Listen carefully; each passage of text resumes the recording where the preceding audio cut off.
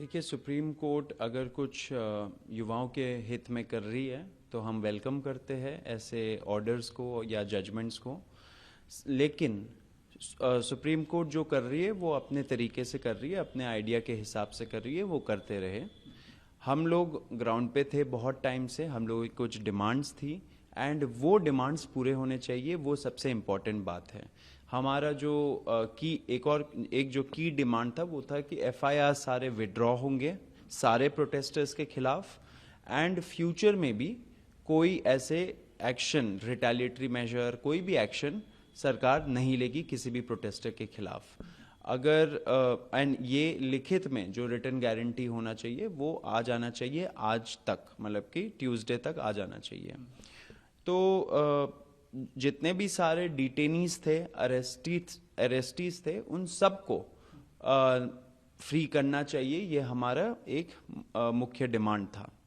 अब अगर उस पे हम लोगों ने ये नहीं बोला कि कोई माइनर है तो तभी आप उसको रिलीज करिए, या किसी के ऊपर पहले से एफआईआर है तो उनको मत रिलीज करिए, ये सब हमारा कोई डिमांड नहीं था। एंड सरकार को भी समझना चाहिए कि हमारा जो डिमांड है वो जैसा गारंटी दिया था, जैसे देश के सामने उस प्रेस कॉन्फ्रेंस में दोनों मिनिस्टर्स ने गवर्नमेंट ऑफ इंडिया के बिहाफ पे जो एग्री किया था, वैसे ही डिमांड आपको रखना पड़ेगा। अभी अगर सुप्रीम कोर्ट बोल रही है कि जिनके ऊपर एफआईआर्स है पहले से उनको मत छोड़िए, तो वो हमें मंजूर नहीं है। हमारा जो डिमांड है वो क्लियर है एंड उसी के हिसाब से होना चाहिए, क्योंकि उसी चीज पे एग्रीमेंट भी हुई थी। क्योंकि आपने अभी मेंशन किया कि आज ट्यूसडे तक वो आ जाना चाहिए था, जो बातचीत वाला था, तो अभी उसमें कुछ वेट आप कर रहे हैं या एक्सपेक्ट कर रहे हैं कि आज आ ही जाएगा, और उसको लेकर थोड़ा सा देखिए, कल हमें बहुत सारे पैनिक रिपोर्ट्स मिल रहे थे, स्पेशली बिहार से, कि बहुत सारे बच्चों को डिटेन किया जा रहा है, अरेस्ट किया जा रहा है, जेल भेजा जा रहा है। तो इसके वजह से हमें लगा कि शायद सरकार अपने गारंटीज पे अमल नहीं करेगी। इससे हम लोगों ने कल शाम को एक प्रेस कॉन्फ्रेंस भी किया एंड उसमें हमने ऐलान किया कि अगर सरकार अपना जो उन्होंने जबान दिया है वो नहीं रखती है तो हम फोर्स हो जाएंगे फिर से एक बड़ा प्रोटेस्ट कॉल करने का दिल्ली में।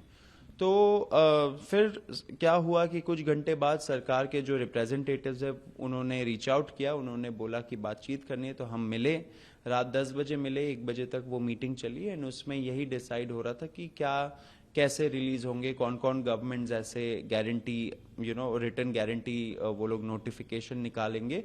आपने देखा कि बिहार ने भी निकाला, असम ने भी निकाला, तो हम लोग उसी चीज पे चर्चा कर रहे थे कौन कौन से ऐसे स्टेट गवर्नमेंट्स होंगे जो निकालेंगे एंड क्या लैंग्वेज यूज होना चाहिए उसमें, क्योंकि हमें यही आशंका थी कि अगर हम लोग कुछ केवियट डाले या कंडीशंस डाले कि पहले के एफआईआर्स नहीं होने चाहिए या पीसफुल प्रोटेस्ट, मतलब कि पीसफुल वर्ड यूज किया, तो फिर पुलिस के पास पूरे पावर्स आ जाएंगे कि किसी को भी जो वो पसंद नहीं करते उसको नॉन पीसफुल प्रोटेस्टर बोल देंगे। तो हमने बोला कि सारे प्रोटेस्टर्स जो भी इस मूवमेंट में जुड़े थे उनके खिलाफ कोई एफआईआर नहीं होना चाहिए, एफआईआर विड्रॉ होने चाहिए, फ्यूचर में भी कोई एक्शन नहीं होना चाहिए। इसलिए मैं बोल रहा था, अभी हम लोग वेट कर रहे हैं, आज ट्यूसडे है, आज डेडलाइन है।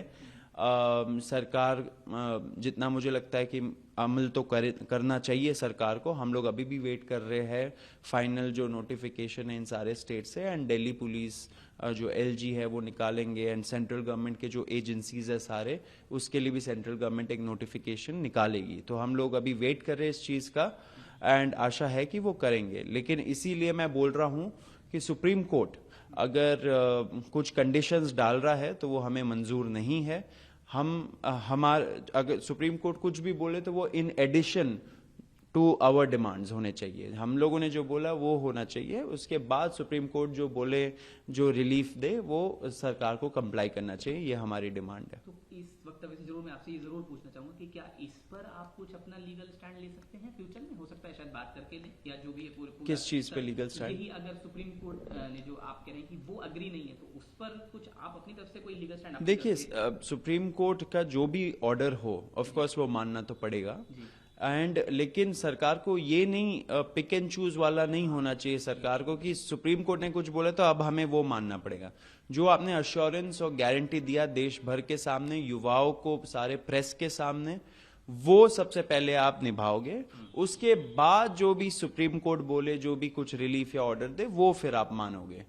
ये है बोलने का मतलब। और एक आखिरी सवाल आपसे मैं जरूर पूछूंगा, पॉलिटिकल रिएक्शन इसके बाद आपने देखे होंगे बहुत सारे आ रहे हैं, सीजेपी को लेकर तमाम, है ना, इस तरह के, और जेन जी को लेकर भी आ रहे हैं, क्योंकि देखिए प्रोटेस्ट पूरा तरह से जेन जी को लेकर ही चर्चा में जेन जी ही रहा।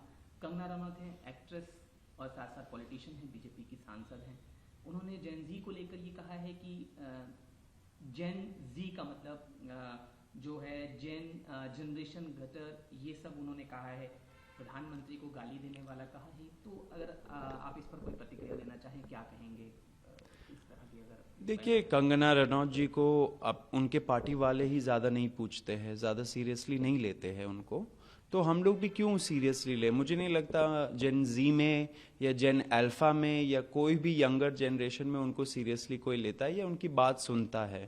वो पॉलिटिशियन है, नेता बन गई है। उनके तो कुछ वीडियोस भी थे जहाँ पे वो हिमाचल में जब अपने सीट में उन्होंने विजिट किया था, तो उन्होंने बोला था कि मैंने सोचा था कि थोड़ा बहुत ही काम करना पड़ेगा, यहाँ पे तो इतना ज़्यादा काम करना पड़ता है एमपी बन के। तो ये उनका सीरियसनेस दिखाता है। वो हमें अनसीरियस जनरेशन बोल रही है, लेकिन उनका सीरियसनेस उन्होंने ही खुद को एक्सपोज कर दिया था। इस पे ज़्यादा मैं कुछ बोलूँगा नहीं। शब्दावली सही नहीं है, शब्दावली संभाल लेना चाहिए नेताओं को, अपने पद का गरिमा भी बना के रखना चाहिए। आपसे कई गुना ज़्यादा जेनजी ने इस देश के लिए किया है, कर रहे हैं। इस देश के लोकतंत्र में भरोसा फिर से जगाने का काम जेनजी ने किया है, आपने नहीं किया है, तो ये आप जरूर याद रखें।